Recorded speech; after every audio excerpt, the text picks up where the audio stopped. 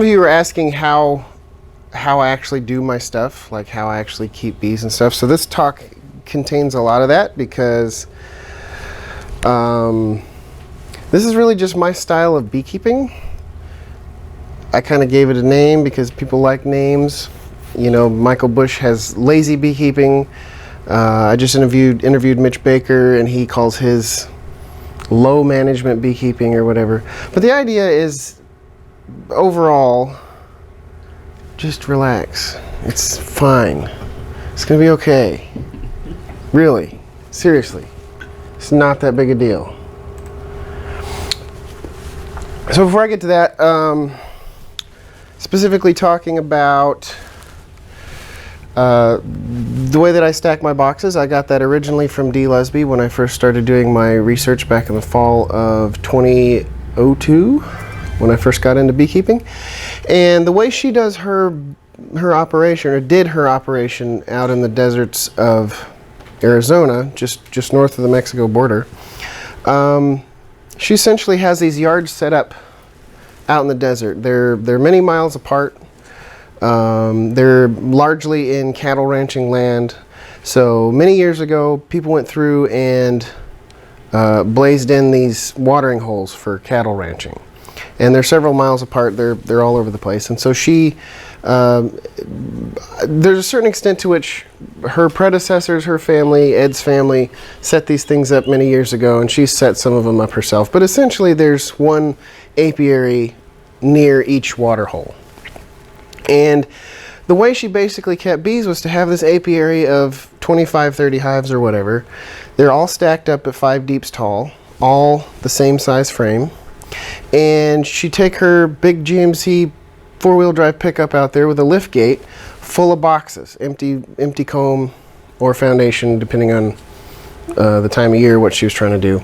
And so she goes to every hive. She takes off top 2 boxes full of honey, stacks them in the truck, replaces them with 2 empty boxes, and takes all the honey back to the house, extracts it, empties out those boxes, comes back the next day to another yard, does the same thing. And just essentially round robins the whole operation, moving boxes full, extract, empty, back on a new hive.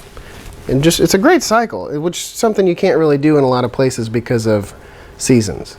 They're down there in the desert. They've got a lot of different flows year-round. Desert flowers like to have a lot of nectar. They got to attract those pollinators to get their reproduction going, because, you know, it's the desert. It's a pretty harsh place.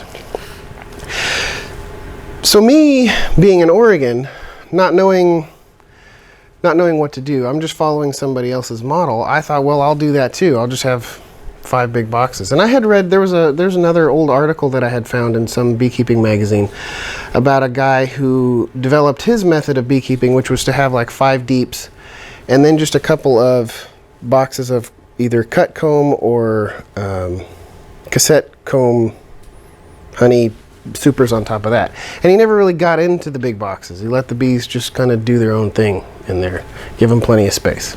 And part of this is related to unlimited brood nest management also, which is basically just the idea that you're going to allow the brood nest to range up and down inside the hive wherever it wants to go. No queen excluders on the hive. So I did that, did the 5 boxes high, did all the same size frames. That's something I totally recommend for everybody. Just keep all the same size frames. It makes everything so much easier when you're doing splits.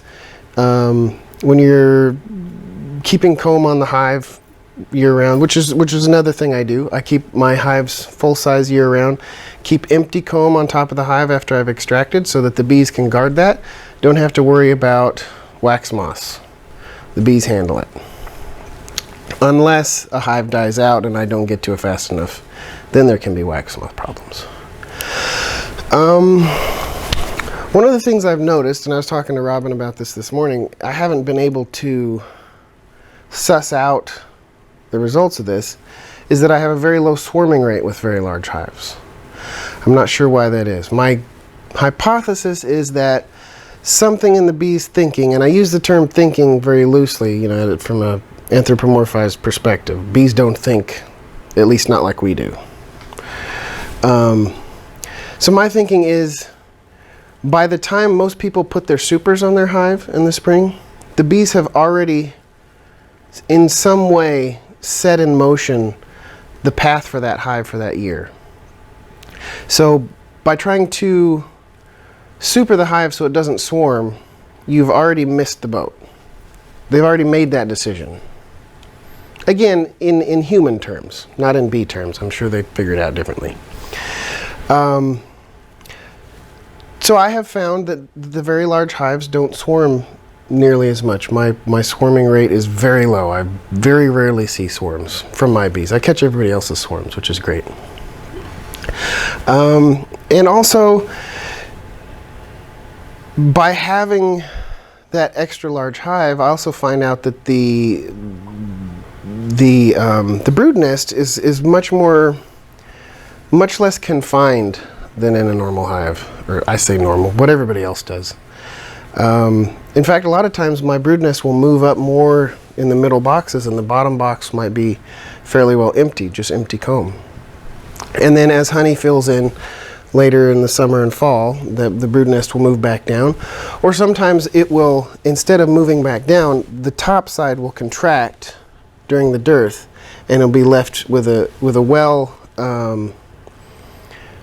acclimated swarm to the area who clamps off the brooding during dearths to conserve resources.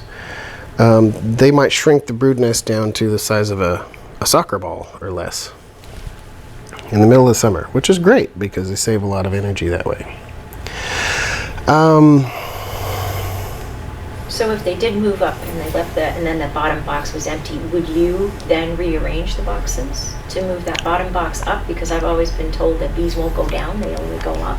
Is that true? You're laughing, so maybe not. Do they or don't they? They do. They do go back down. It's not like it's not as simple as just saying they do, though. They do whatever they want, and a lot of times we don't understand. A lot of times when we make these rules, like they don't go back down, it's just a way for us to understand it. Nobody told them, right? So they do go back down. It depends on the conditions, depends on nectar flows, depends on all sorts of different things that I don't on a rational level even understand all the time, most of the time. In Warray hives, they travel down. Yeah, you bottom super on a Warray hive. Right. So it makes sense that that's what they would do next once it starts getting warmer. I do at times rearrange the boxes, especially if I'm wanting to maximize honey production. Like if they're not in the bottom box at all, I might take that and stick it above the brood nest and allow them to fill that up. If I have like a really booming hive I had in Arkansas, usually once a year, once every other year, I have had a really booming hive, and I would take a box of 10 frames of foundation and put that right in the middle of a 2 or 3 box brood nest, and they could dry out that comb and fill it with brood in a matter of 2 weeks, which was really sweet.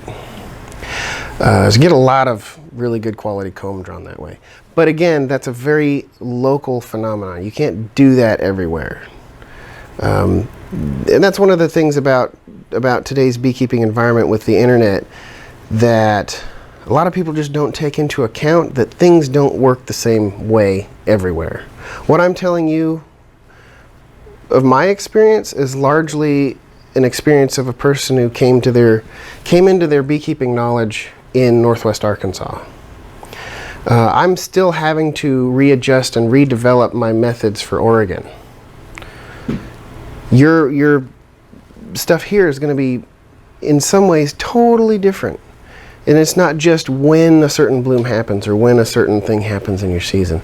The length of your season, the length of your winter, the depth of your winter, the variability of the temperature in your winter. Everything is different. All beekeeping is local, and I want to make sure people understand that. And I'm not just talking to you in this room, I'm also talking to people on the camera. Any more questions about the very big hives? Oh, you were asking, how do you do an inspection? Well, I have one other question, which what you just said made me think about it. Because in the winter here, when you talk about leaving those empty boxes on top, like all winter, say they were, I'm wondering for a colder climate if that would make it more difficult for the bees to maintain their temperature, where we shut them down to two brood boxes. That's, you know, that's the space they have. And if I had extra on top, would it make it colder in there? That's a good question, and I'm not going to claim to be the expert on that. Can I add something? Yeah, go ahead. Certainly not. So to remember that I wouldn't leave extra space in northern climates, but also to remember that the bees are not heating the room; they're heating themselves. Oh. So they do keep that the So it doesn't cluster. really matter how big the room is? They're going to still have a room? Yeah, there's other things about the way you want to set it up for winter in northern climates for like the best success, including the way the boxes are arranged. And yeah, I wouldn't want to have like empty boxes in space, but at the same time, yeah, you're not as worried about, like, people really worry about the winter covers and whether, you know, how that's heating them, but really remember that they're really good at regulating their temperature. They're really good at regulating their temperature. I absolutely agree with that, and I absolutely agree with the idea that bees don't heat the hive, they heat the cluster. People, I think, tend to anthropomorphize in that sense as well. They think of the hive as a house. You know, our houses have walls with cavities with insulation in them. We have seals on our windows, close the doors, everything. You know, the idea is that you keep the warm air in and the cold air out. Bees don't do that. They've got an open door year round, right? So I feel that as long as there isn't an excessive amount of convection of air blowing through the cluster to constantly be chilling them, as long as the air is more or less still inside the hive, the effect is minimal. In a hive, there are many dynamics which we can't really go in here today of the generation of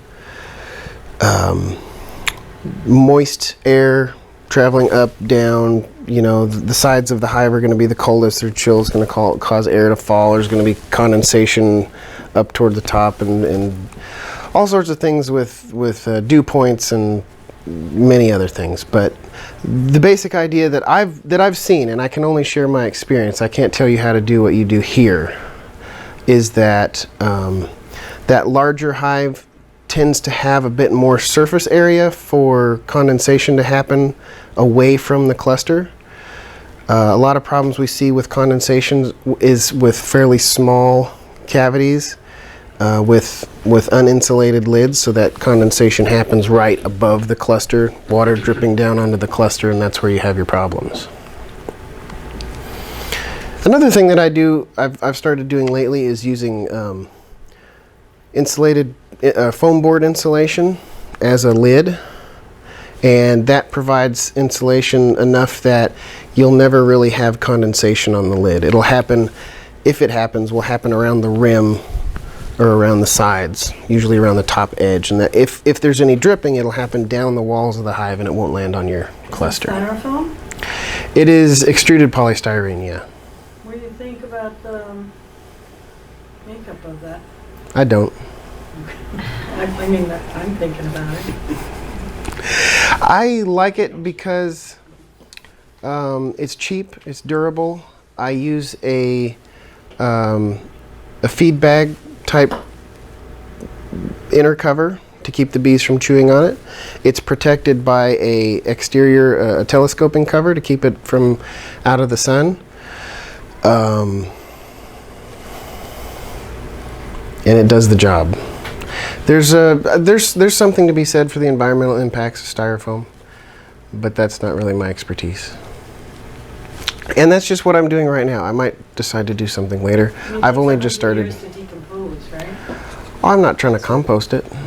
Yeah, it's one of those lines like styrofoam's all the way at the end of the decompose. Mm-hmm.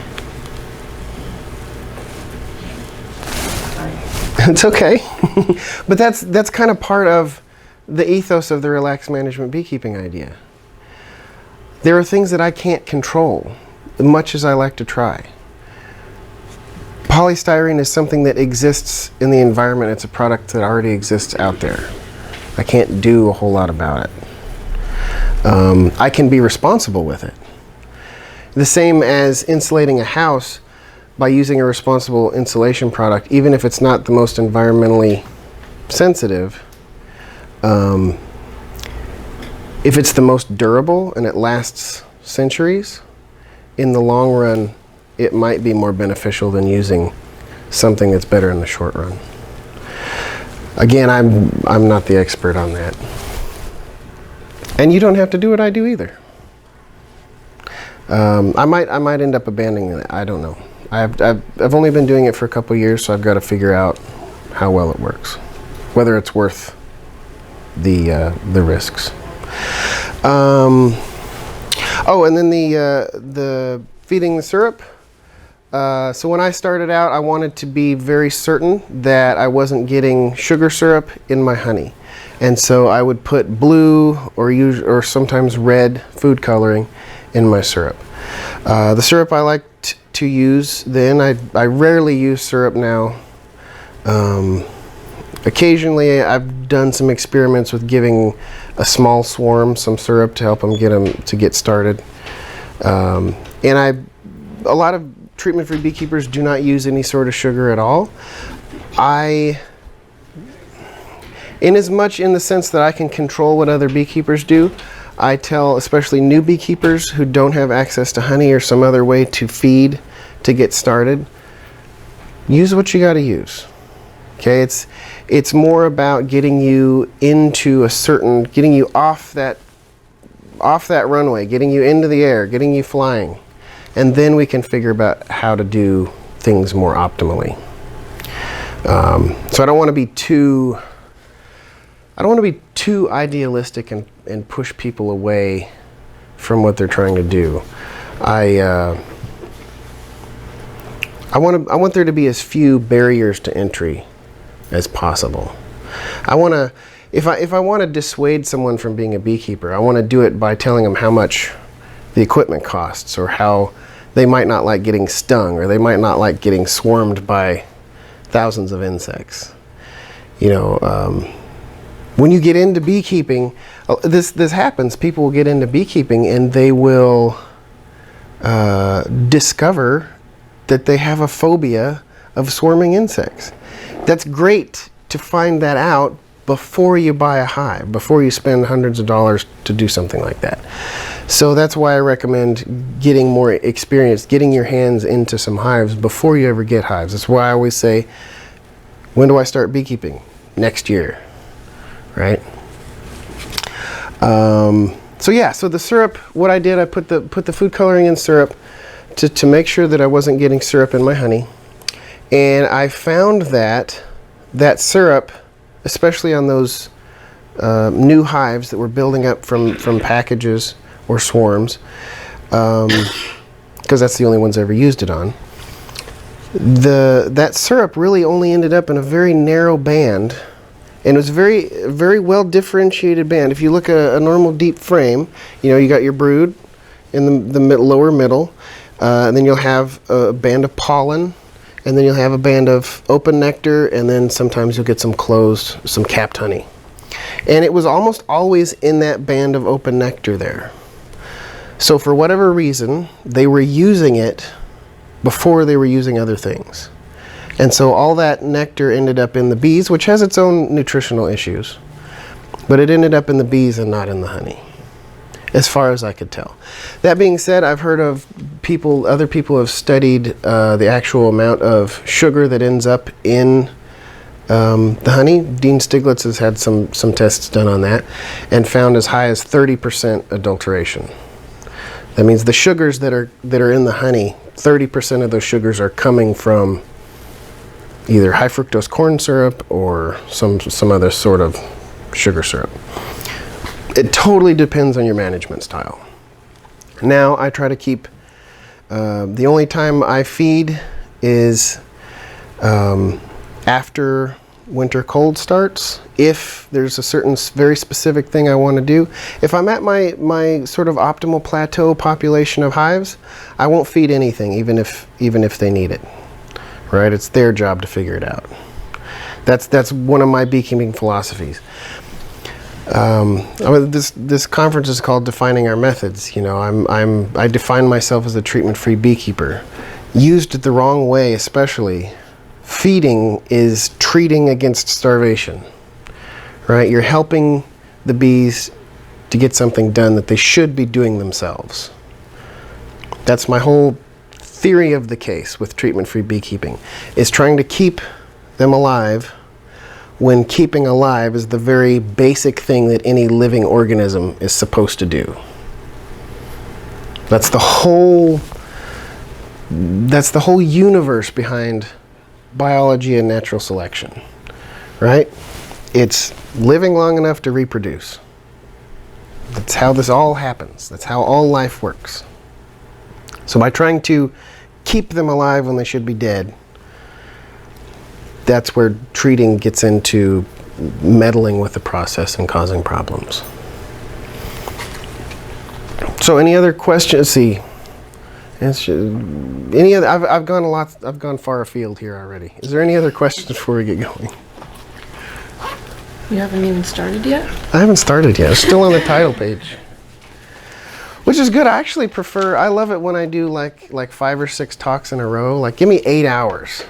Give me 8 hours so I can lay out the entire thing from beginning to end. Because it's not just, I do everything the same way as you do, I just don't treat. That's not exactly how it works. It's really slight adjustments. It's a whole cultural change that happens from beginning to end in treatment-free beekeeping. So just one more thing on that inspection then. So Sure. you have these 5 deep boxes stacked up, and you gotta go and look for your brood chamber, and those top 2 are, it's in the middle of the top 2 are honey. That's so heavy. Yeah, it is, which is one reason why I'm in the midst of switching to mediums. Okay. So I definitely recommend mediums. Because when I started beekeeping, I was 18 or 19, and I was young and strong, and I'm still fairly young and fairly strong, but I'm not going to be forever. And lifting a 90-pound box at about eye height, which for you is much higher than eye height. For me, you know, head height, lifting a 90-pound box is just about all that I'm capable of. Which hopefully will only happen once or so a year. And if you keep in good shape, maybe not that big a deal. Dee Lesby, who at her peak was far more impressive than I ever was. She was known for like tossing 2 deeps full of honey, just like tossing them, like up onto the truck. So again, you know, you got to start somewhere. But yeah, and you don't have to do that either. It's totally up to you. I can only share my experience. Well, last year I did, with my 2 colonies, one I did the traditional 2 deeps, and the other one I left the queen in 1 deep, put the queen excluder on, and put the 2nd deep on top, trying to keep them into a single brood chamber, see if that would make a difference. That's my strongest hive this year. Mm-hmm. But just every time I wanted to look at it, they soon filled that 2nd deep completely with honey, and I mean, I can lift it, but it's getting tedious after a while. So when it's I can't capped, imagine just extract it. Yeah, Just take it away and extract it. Well, no, You don't have to I put it left off and on and there off and on. over for the winter. You know, they had all that, and so when this spring they were all in that 2nd brood chamber, and the bottom one was vacant. So then I rotated them. And they didn't even eat all that honey. There was some left. So. And Michael Bush has popularized the use of 8-frame mediums, which are, I mean, compared to a 90 or 100-pound deep, an 8-frame medium maxes out at, what, 45? Which is still really heavy. Which is heavy, but it's way better, half the weight. I mean, it's a major difference. Yeah, that's something to think about. Mm-hmm. As I get older and weaker. Dee's management mostly is removing the boxes by 1 frame at a time. Yeah, I also Honey, she'll didn't take mention 1 that. frame, brush the bees, put it into an empty box on a hand cart, see. and then take that home. Oh. That makes it easier too. And she did definitely recommend the use of lift gates on her Loves trucks. lift gate. I love lift gates too. Lift gates are awesome. What is a lift gate? It's a machine that takes the place of a tailgate on the truck that swings down and is like an elevator. You see them a lot on delivery trucks, a bigger version, but they also make them for pickups. Oh. So it's a platform, swings down, and then it's an elevator. You can wheel a hand truck onto it rather than having to lift anything. You can just use a hand truck and elevate up in your thing. Yeah, very excellent tool if you're doing a lot of that. Anything else? All right, so let's everybody just chill out. Everybody just chill out. There's a lot of, I get emails nearly every day from I like to call them freshman beekeepers. A lot of people say newbies. I think in the realm of video games, the word noob or newbie kind of has a negative connotation. So I like to call them freshman beekeepers. These are people who have embarked on a years-long quest to become educated to learn beekeeping. So they're freshmen, right? But the way that our kind of national ethos works with consumerism, with being having access to so many choices and literally everything we want to do. Like I myself, when I go to buy this microphone, when I went to buy this microphone, you know how many hours I spent on Amazon trying to buy this microphone? The thing only cost $30. Like, was it worth the 3 hours, 5 hours, whatever I spent shopping around to buy a $30 microphone? Probably not. And it has been studied by sociologists. The more choices you have, the longer you take to make a decision about something, and the less satisfied with that choice you will be.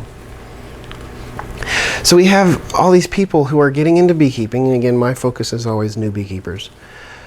And they have this cafeteria of stuff that they can choose, different hive styles, different management styles, different treatment styles, every possible option. And they have virtually no framework to work from to how to choose these things. And so they get into sort of this very tense, very tight-fisted, gritted teeth attitude about, okay, I've got to get every little thing right. I've got to get every little thing right. I've got to figure out every little thing. I've got to know every little thing. I've got to understand what every little thing is going to do and what's going to happen.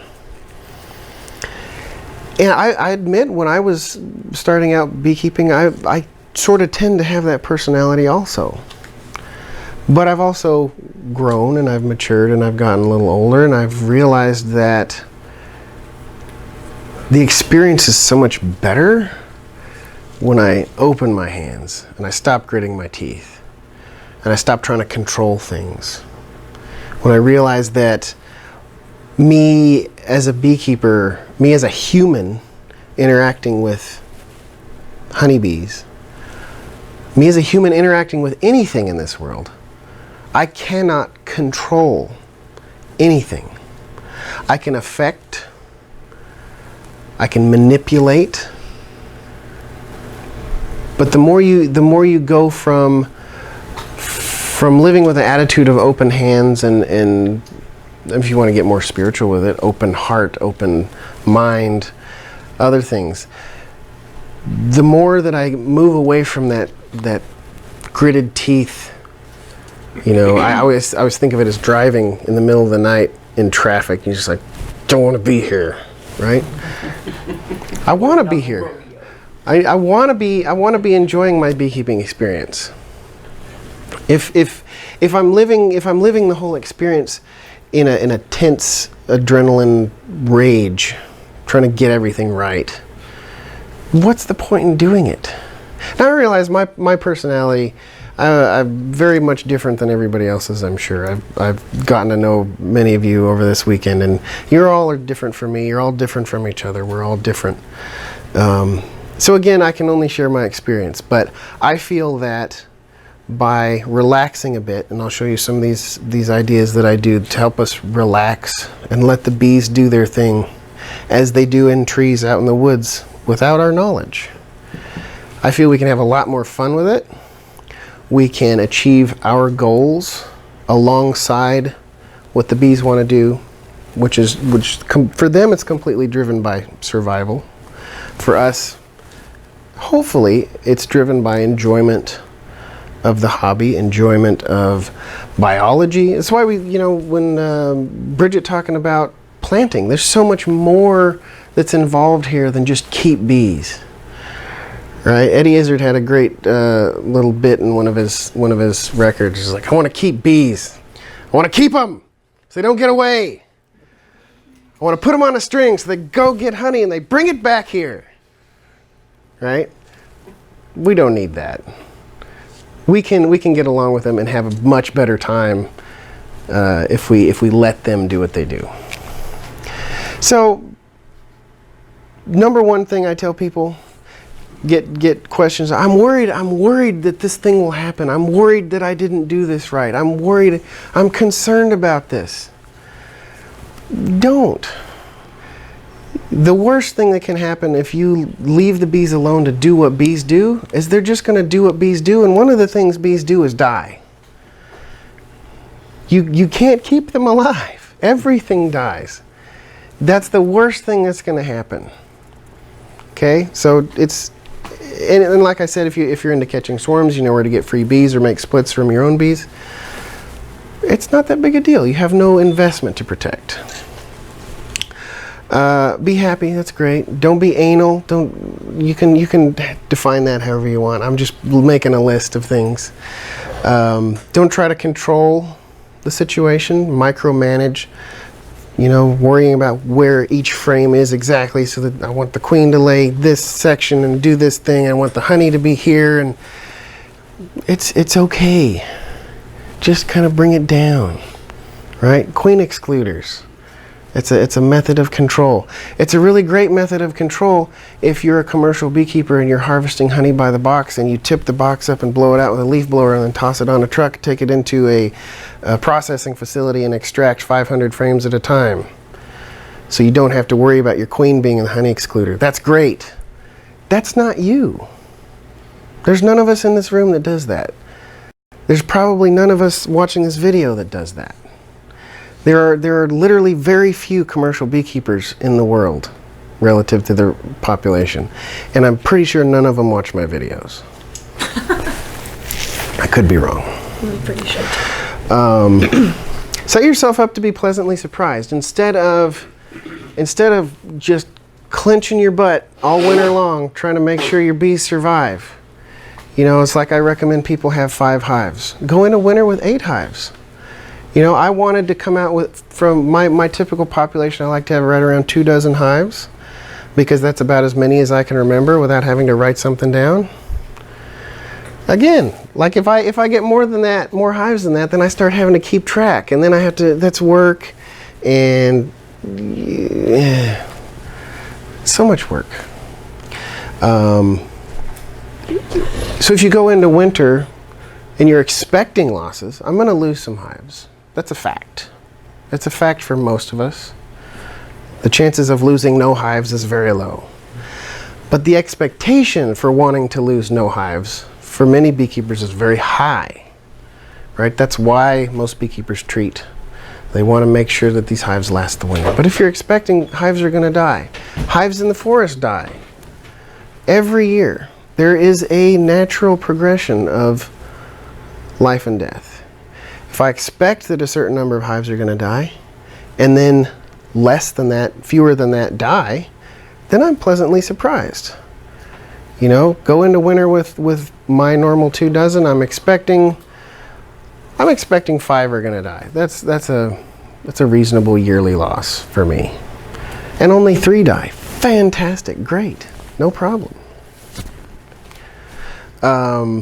Be efficient, or be lazy like a fox, right? Laziness is just well-disguised efficiency for us. Some people are actually lazy and don't do things that need to be done. That's a different sort of thing. But we get called, I get called stuff all the time. I get called lazy all the time. We treatment-free beekeepers often get called bee havers, right? That's the biggest insult I think we get all the time. But if you're doing something that doesn't need to be done, don't worry about it. So one of the things I do is change my inspection schedule. I don't have an inspection schedule. For a really good hive that I can look at and see intuitively that it's doing well, I might only get into it maybe 3-4 times a year. You know, there's going to be once in spring, make sure everything come out of winter fine. I'm going to get into them maybe once more to add some new frames. You know, cycle old comb up, get into them to harvest honey, and check them once before winter again. Right? I feel that a lot of the losses that new beekeepers have come directly from over-inspecting. And I've heard it from so many places, 7 to 10 day inspection schedule. Let me ask you this, if you're a new beekeeper, are you qualified to inspect a hive? Do you know what you're doing? Do you know what you're looking for? A lot of times, no. You're inflicting your learning process on this hive full of insects. It's another reason why I recommend people have more than one hive. You have 5 hives, you can inflict your learning process on each one of them at a different time, and so like they only would each get inspected once a month or something. You have time to recover from you. Now, I'm not saying any of this is a bad thing. Again, I'm totally in contact with the fact that everything dies. We are all going to kill bees. Every doctor remembers the first patient they killed. Every doctor kills patients sometimes. We are not perfect. We cannot prevent, even with our best intentions, we cannot prevent things from happening. We make mistakes. Every doctor remembers the first patient they killed.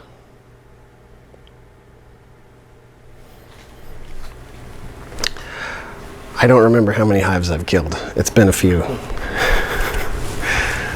But that's okay. There are plenty of bees. The sort of social ethos we have that the bees are dying, I don't buy that. I think they're doing mostly fine, especially out in wilderness areas. What's dying are commercial beekeepers' hives. I don't see hive loss as bee loss. There's many bees out there that we don't own, right? I mean, if you're talking about like death of colonies, though, like commercial beekeepers do lose way less bees than backyard beekeepers. This is like clearly there's data to show that. So you can't say that the bees that are dying are commercial colonies. Like you can talk about your strategy or your feeling that they can and should die, but they're not dying less for backyard beekeepers. They're dying more on a higher rate. It doesn't matter. It doesn't matter whose bees are dying. Well, I think it's problematic if you're kind of like saying commercial bees are dying versus. They're kind of still commercial bees. They just changed hands once. It's a couple months later after they're leave commercial stewardship. So yeah. Yeah. Sure. And a lot of commercial beekeepers are handing them off before they die on them. Especially when they sell Nucs and getting rid of old comb and things. And from my perspective, you know, I'm teaching people not to buy bees. So my focus on bees is becoming interactive with the feral population. My bees are functionally no different than the feral bees.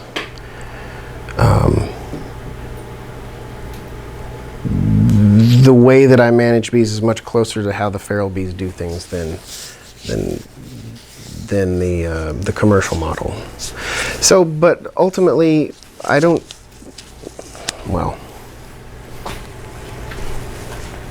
the bees are fine. It's the humans that are having problems. Yeah. I would just say one thing to kind of like agree with you, reiterate when you're talking to beekeepers that are beginning. I try to also let them know that there's a learning curve, they're insects, and that I've always learned the most lessons from my mistakes, not my triumphs, because they kind of seem to come and go easily, but like the mistakes kind of hurt, and everyone wants to keep their bees alive.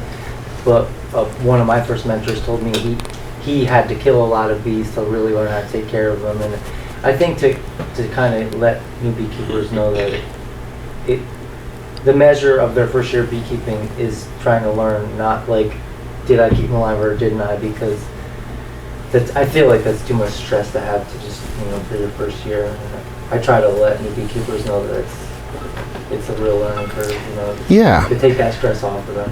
And one of the things that is indicative of our culture today with modern medicine and things, which is great. Modern medicine is great. I'm totally into keeping humans alive. Yeah.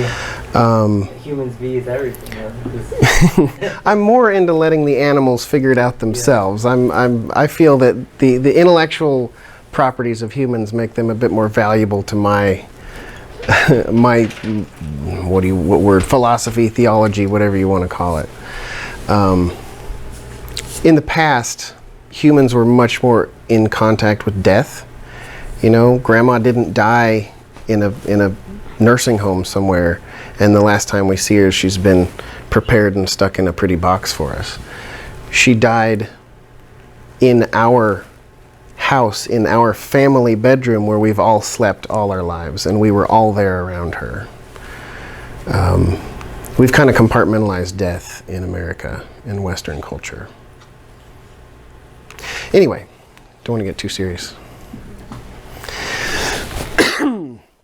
So for me, a quick inspection, when I do an inspection, is I'm going to, even with those tall stacks of boxes, I'm just going to pop off the boxes, stack them next to the thing. I might not even take the lid off the top one. I can feel how full of honey it is, if it's got honey in it. Otherwise, I'm just going to get down to approximately where the brood nest is. I'm going to pull the easiest frame to get. I'm going to look at the frame. If it's got eggs, I'm good to go. Put it back, put it together. Quick as possible. If you got decently gentle bees, you won't need to smoke them. You don't have the hive open for more than a few minutes. They won't get upset. You can move on. I normally don't use smoke on hives. I will light my smoker at the beginning of my day's work. I'll set it somewhere just off to where I can get to it, and it just sits there most of the time. Most of the time, I don't use it. If bees do get upset with just that simple inspection, then I know maybe that's starting to get maybe a grumpy hive. If it does that more than once, I'm going to avoid that hive from any sort of splitting or breeding. If they get real mean, then I'm going to do something to replace the queen. Because again, this is about enjoying the thing. It's not about, it's for us, it's not about making money. Well, for Sam it is. But the other thing with Sam's operation, with much smaller hives are generally much more well behaved. Nucs, you almost never have to worry about nukes stinging you. Big hives will really give you their personality. So that's how you really know if bees are nice. I recommend external inspections. So a lot of something that's actually really good that new beekeepers do is they'll sit a lawn chair in front of their hive and they'll just sit there and watch. And they don't realize that they're being educated by what they're seeing. It's not a rational education. It's not a list and a lecture and a video and a test. It's information that's flowing into your mind that your mind will process without your rational knowledge of. I feel a lot of my beekeeping is intuitive. When I open a hive, when I look at a hive, I walk by a hive, it's like, oh, I split that one last week. There's not much field force. The field force is with the original hive. But there's some bees coming and going. I see pollen coming in. Probably fine. And so I actually made a video on my YouTube page about an external inspection. How you can stand in front of a hive, listen, smell, look, figure out what's going on inside. And if everything looks okay, if you get the vibe that it's okay, it's probably okay. And then you don't have to look into it, because there's a huge, if you've actually paid attention to when you inspect a hive, you close it back up. When I inspect my hives in depth, like I'll typically do one like in-depth look into things right now. I'm deciding which hives I want to split or make queens from, or I kind of organize things into thirds. The really good ones get left alone to make honey. The middle ones I'll fart around with to make nukes and things, and the worst ones I'll smash the queen and make nukes with them. So when I do a very in-depth working in a hive, I'll notice that after I close the hive, if I stick around and watch it, there will be virtually no more exiting traffic from the hive for several hours. You'll have the initial field force returning from the field. They won't go back out again. They'll stay in there, they'll reorganize, they'll get things back together. It's going to take hours to get things back together before they then start to return to normal operation. Because when you've been messing around in there, especially if you move things, you're going to totally disrupt the flow of air, the flow of pheromones, the regulating aspects of the hive. And they have to reorganize and get that all back together. You do that too much, and you can have severe effects on the hive if you get into it too much. Other things you can just look at the entrance, what kind of trash are they pulling out? I guess the most obvious example of that would be chalk brood. They're pulling out chalk brood mummies, you can tell that. Are they pulling out, a good thing to notice is if they're being robbed. Like, how are the bees flying? In the evenings you'll get new bees, they'll come out, the fresh foragers, and they'll kind of do this kind of rolling cloud in front of the hive. Your typical daily traffic is just going to be coming and going, mostly one direction, coming and going, right? If hives that are swarming, and again, a lot of this for me is intuitive, and it's kind of hard to describe. It's something you just need to see and learn for yourself. But a hive that's being robbed will have a different sound to it. The bees you'll have bees that are looking for the entrance by scent. They'll be flying around looking for the entrance. The bees that live there do not look for the entrance. They know exactly where it is, they return to it. It's a three-dimensional point in space, and they fly directly to it. Robbers don't know where that is. They follow a scent. You can see that. You'll also see if a hive is dead, it might look like it's got plenty of traffic going to and from it, but it's got like sort of mushy propolis trail, or kind of this red stain with broken cappings around. You can see that happening. If you weren't paying close attention, you'd think the hive was fine, and you hear lots of stories from new beekeepers about, I thought everything was fine, and I opened up the hive, and they're all gone, and everything's being robbed. Well, you probably could have seen that a while before if you'd been paying attention. This is a great quote. My friend Jason said, "We're smarter if we can get the desired information and results through passive inspection. We are not lazy. We are smart. We know what we're doing. We can become experts. Or at least enough that we know what we're doing." Jason, if you don't know Jason, you should. He is an expert swarm trapper, one of those beekeepers who's not as much a beekeeper as he is a swarm catcher. He's in Indiana, somewhere in Indiana. He's got a website, letembee.com, letmbee.com. Great information on how to catch swarms. Queen monitoring. So one of the big sources of frustration with new beekeepers is queens. Oh, my queen's not laying. I can't find my queen. My queen's dead. My queen, etc., etc. If any of you have answered very many questions from new beekeepers, you're going to come across this one a lot. I put that slide in there for a reason. I'm trying to figure out where I was going with it. My first rule with queen loss is if you don't need the hive, or you're able to lose a hive for the sake of natural selection, load.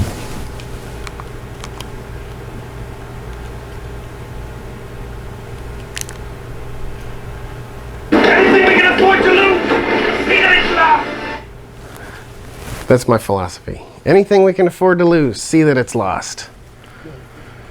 Right? Bridget made a great point about, and Robin has said this, everybody knows what they're talking about has said this.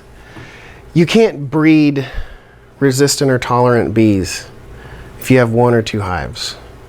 Right? That's not the way that it works. That's not the way that natural selection works. And I tend to focus on natural selection more than direct breeding.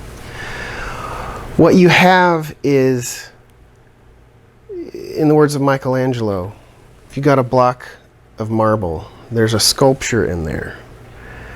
You only need to remove the bits that aren't the sculpture.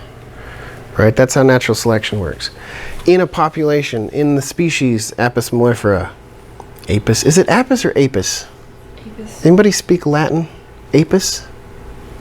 Are we sure? I would always say Apis. Is it propolis or propolis? Oh God, that's In the species Apis mellifera, there are bees out there who are fully capable of dealing with all diseases and varroa on their own. They exist within a population that's this big. They are a population that's this big. Right? To get to that population, we can lose the stuff that doesn't work. That's my beekeeping philosophy. There's a lot of people that focus on breeding and certain traits and things. That's great, that's fun. I don't see that as necessary for your average beekeeper. I don't think it's necessary to understand or know, or especially to buy the magical bee, to pay the money for the magical bee that will do all the wonderful things you want it to do. Come on. How do I get to the next slide now? 10 minutes. 10 minutes to go? Yeah. Jeez, okay. There's one little trait that D. Lesby had in her bees that is selected for by queenlessness, and that's called Thalidice. Thalidice is how you pronounce that word. Thalidice. Thalidice. I didn't know how to pronounce it for a decade. It's Thalidice. And it's a trait by which we just saw there was a news story I saw yesterday about an anaconda in a zoo, in an exhibit full of female anacondas, and she figured out how to have babies with no male anaconda around. We all remember the movie Jurassic Park. Nature will find a way. There are clownfish. Clownfish are naturally, you'll have one female in a big group of males. When the female dies off or something happens to her, one of the males will convert to female and will become the dominant female in the group. So Thalidice is a trait by which a worker bee will figure out how to lay an egg that is functionally a clone of herself. And that egg can be turned into a queen. Now, is this trait available for the rest of us with our European honeybees? We don't know. But it's something that by requeening all the time, when something happens to the queen, we select against.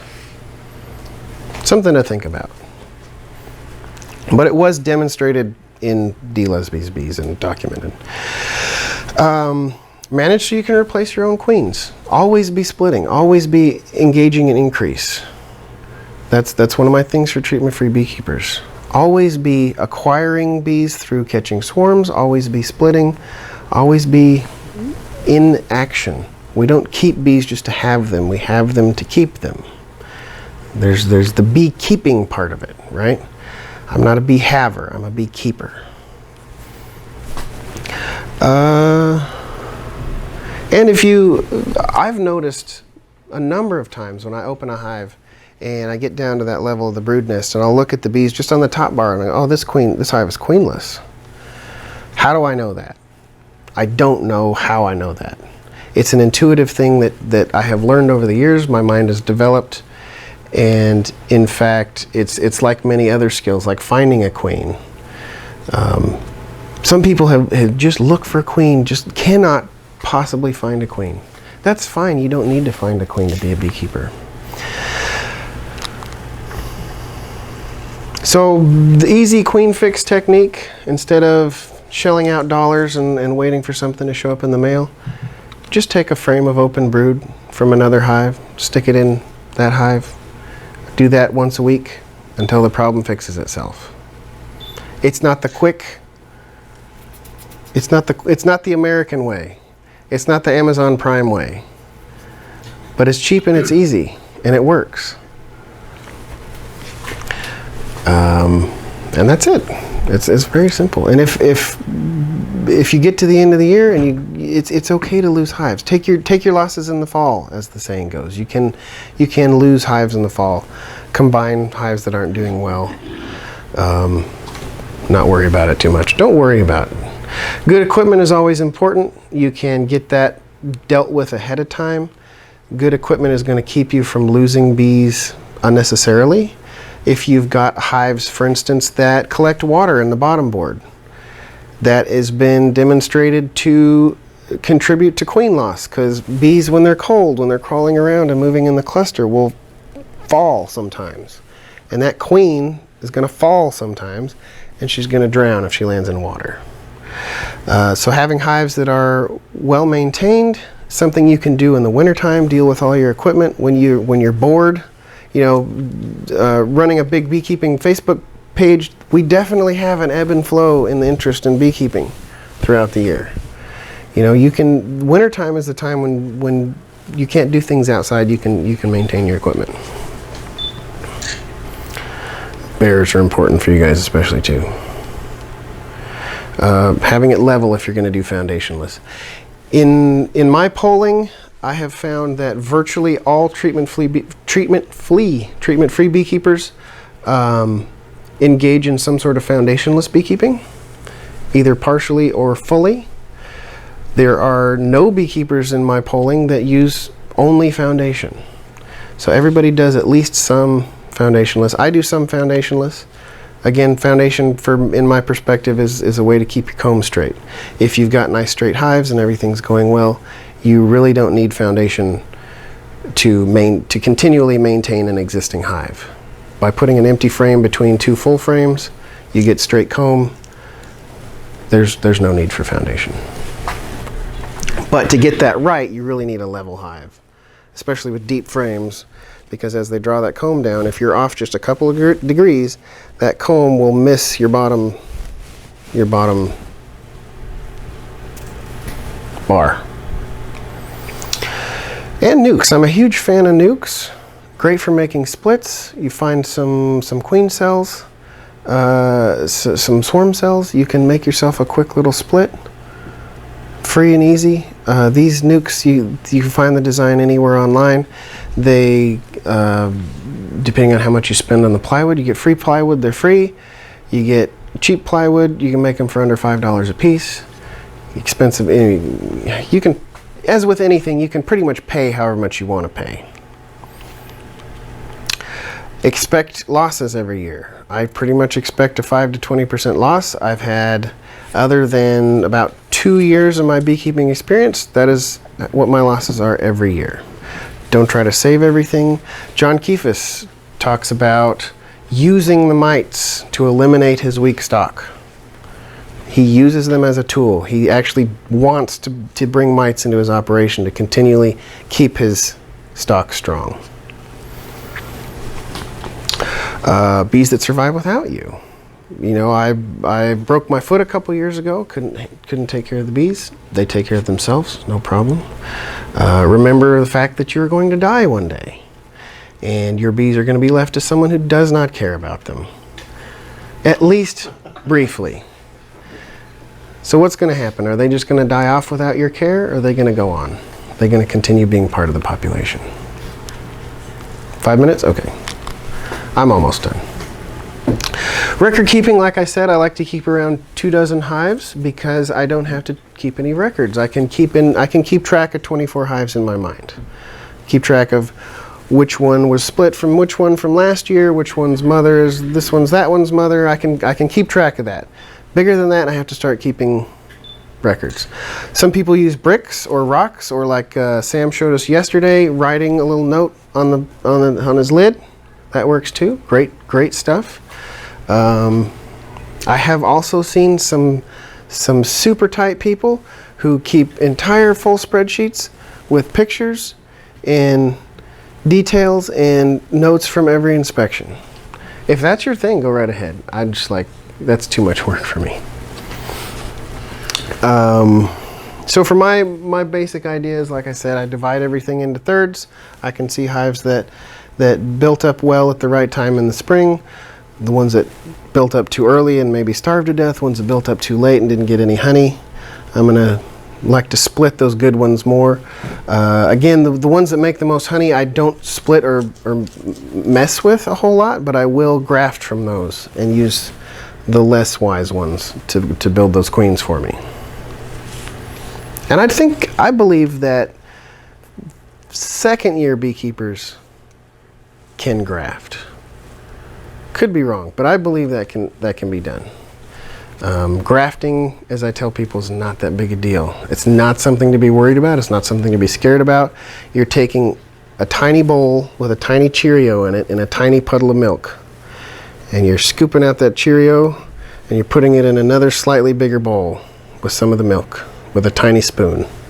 It's not that big a deal. You can stab the tool right through the comb and the bees will fix it. It'll be fine. I just can't say that enough. It's gonna be fine. They don't need you. They've got it figured out. In my winter quick check, I've got some criticism for this because there's a belief going around that you shouldn't break the propolis envelope. I haven't had much problem with it. When it's cold enough so the bees aren't going to fly out and sting me in the face, just kind of pop the lid, shine a flashlight down in between the combs. You can see where the capped honey is. You can see where the cluster is. You can see how big the cluster is. That's it. Close it back up. You're done. If it's the middle of winter and they're running out and you really need to save them for some reason, you can then feed granulated sugar.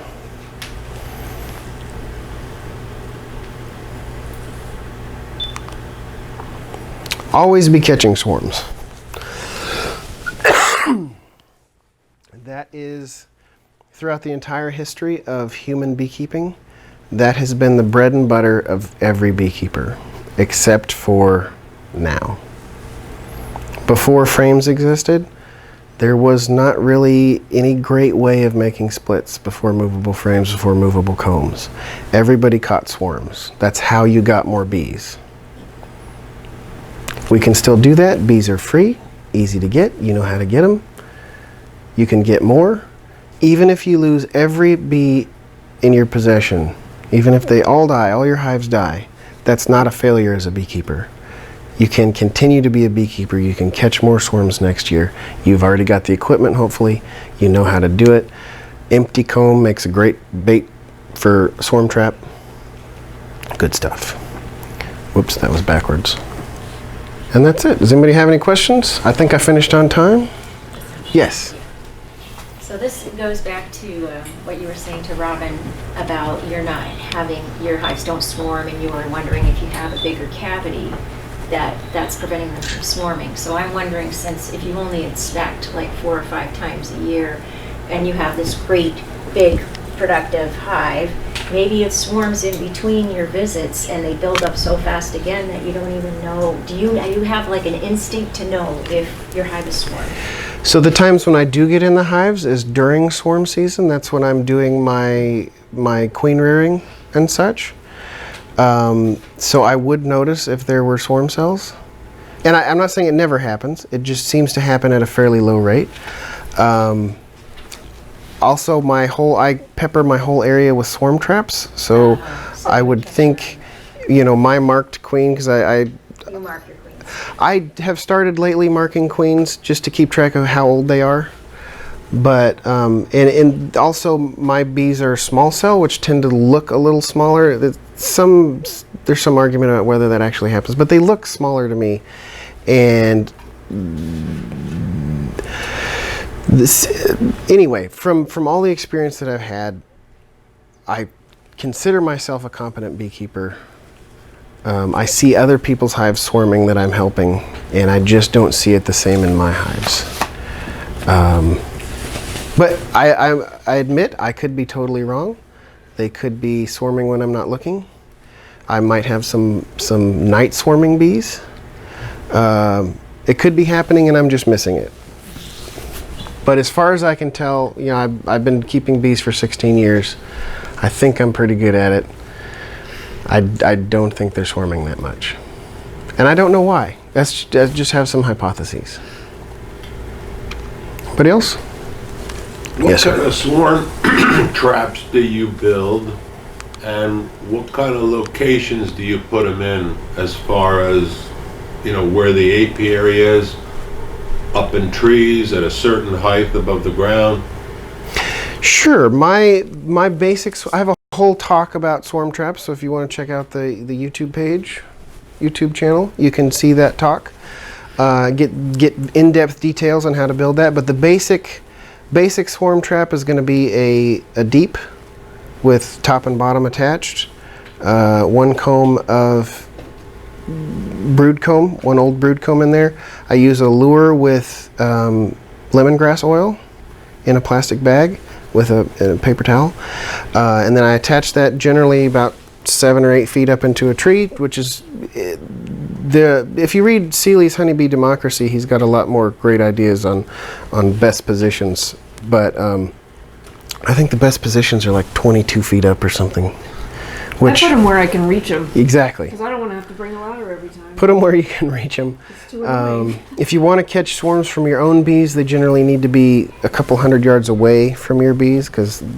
But also people notice like swarm coming out of one hive going right into a bait hive. That happens also. Bees don't, nobody told the bees the rules. So the most important factors in a swarm trap are volume, which a single deep is right around close to the perfect volume. Brood comb, they like the smell of that. Lemongrass oil or an artificial lure, which contains many of the same chemicals. Or at least lemongrass oil contains some of the same chemicals as a swarm lure. What else? Location, afternoon shade. Swarms don't really like hot cavities, hot hives. In the afternoon they'll move in and then the sun gets on it and they'll move back out again. Any other good tips? Just your opinion on, you know, I've just seen on wherever, you know, where I see all my stuff. You know how the people take a little alcohol and put their propolis when they clean in the alcohol and dead queens, whatever, and paint that into the in the inside. Do you recommend that, or do you think it's good or bad, or? I've never personally done that at this point. Oh, used boxes too really help, because new boxes tend to have a lot of the resins and smells and stuff still in them. Yeah. I've never done that, but the advice that I've been giving to a lot of people lately is try it. Yeah. It'll teach you. I'm trying it now, so. You know, like you were saying, you learn more from your failures. How many great stories have you heard from people where they said, I did this right and then I did that right and I nailed this and I totally was awesome and I rocked, and look at me, I'm successful now. Yeah. No, your life is about, man, I screwed up, I tripped and fell on my face, I had this thing happen, I got divorced, I went bankrupt, I crashed my car, and then something clicked and I wrote Eat, Pray, Love, right?